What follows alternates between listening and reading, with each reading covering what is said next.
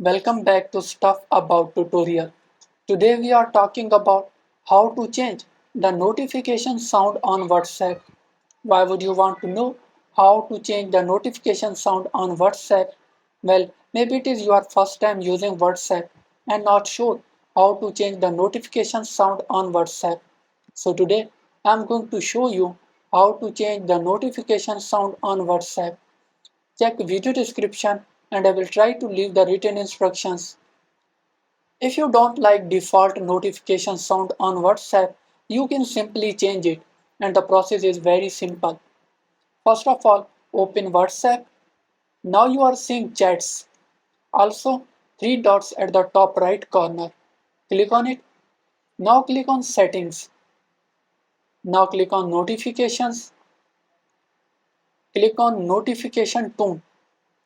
Select a tone you like and then press OK. Your notification sound will be changed. There you go.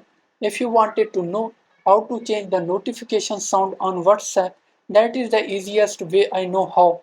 If you know another way, to leave a comment below. Be sure to subscribe for more videos.